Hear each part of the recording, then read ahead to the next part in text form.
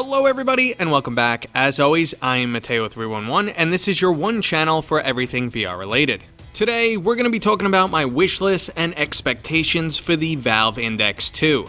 Let's make this clear up front, there's very little official information in this video. My expectations are based on public statements from Valve, some VR patents that have appeared online, and my personal experience as a VR enthusiast following this industry for the last 5 years. This video will be separated into specific topics, listed in the description with timestamps, in case you want to jump around. The video is filled with a bunch of speculation and even some high hopes, but I still think you'll enjoy it, and this is a great topic for us to discuss. So let's not waste any more time and jump right into this video, starting with why it's time for an upgrade. The Valve Index is approaching 2 years old. It's currently 19 months old, and in those past months, it's lost a lot of titles that it once held. There are now headsets with higher resolution displays, greater FOVs, and even faster refresh rates. The HP Reverb G2 features the same form factor and similar materials, so you can't even claim that the Valve Index is the most comfortable headset anymore.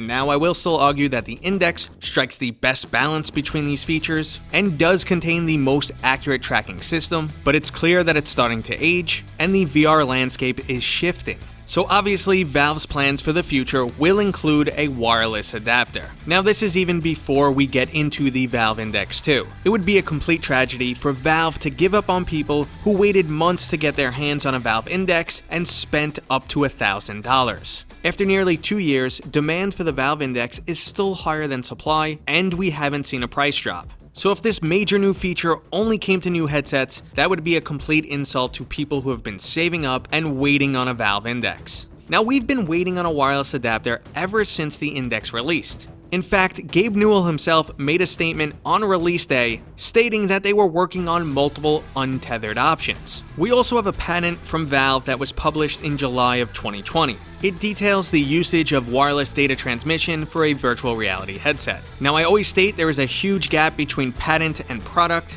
something that's clearly illustrated in this patent as it features someone holding Vive wands rather than Index controllers. The patent doesn't specify if this is an add-on module for the original Valve Index or a completely separate headset. It also doesn't clearly specify if this would be using high-frequency technology, similar to what's found in the Vive wireless adapter, or if it would rely on Wi-Fi like we see in Virtual Desktop. Virtual Desktop has come a really long way, and if this technology was paired with Wi-Fi 6E, we would have the low latency and high bandwidth needed for a truly amazing experience. Now, the patent does include an external module, so it doesn't look like you would have to rely on your home network. So now that we have something for the existing Valve Index users, it's time to move on to a bigger upgrade with the Valve Index 2. So once again, let's jump right back to Gabe Newell's original statements at the release of the Valve Index. He's quoted as saying, "There are obvious ways for us to lower the cost. There are obvious ways to make the product lighter. We can improve the ergonomics.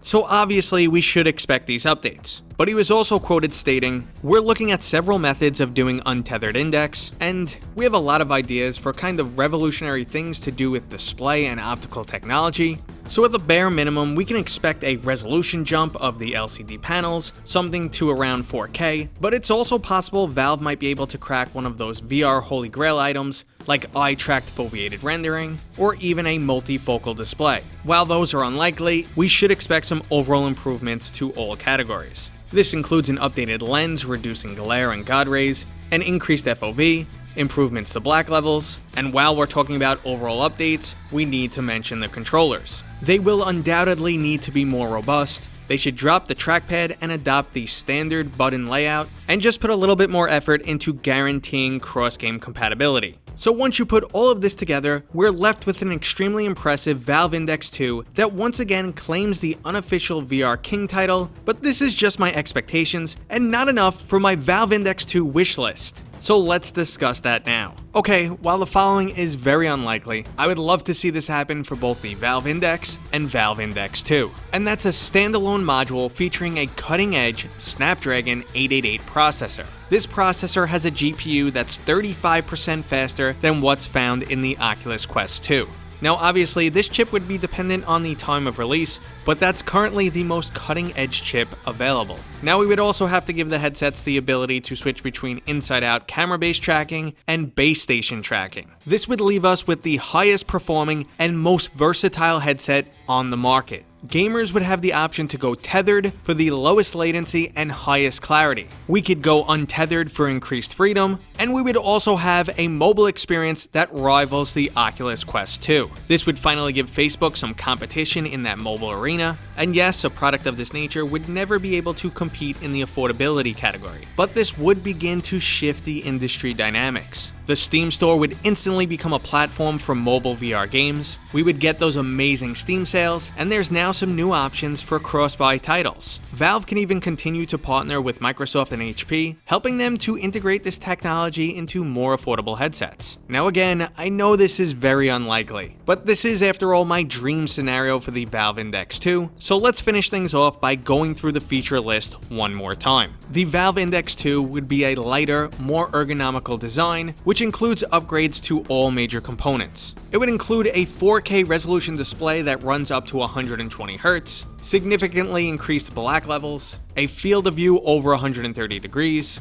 updated lenses that reduce glare and God rays, more robust and standardized controllers, a wireless adapter for an untethered PC VR experience, a standalone module featuring a Snapdragon 888 or current cutting-edge mobile processor, which would allow for an unrivaled mobile experience, the ability to switch between inside-out camera-based tracking and base station tracking, and Steam Store integration for mobile games. So what do you guys think? I came here to dream big, and I don't think it could get much better than that. Now when there is any official information from Valve, you can guarantee I will be covering it. It looks like we're soon to hear about new games rather than any new hardware, but I'm just as excited. Okay everybody, I hope you enjoyed this video. If you did, go ahead and give it a thumbs up. If you're new here, consider subscribing, and as always, I'll see you guys on next time.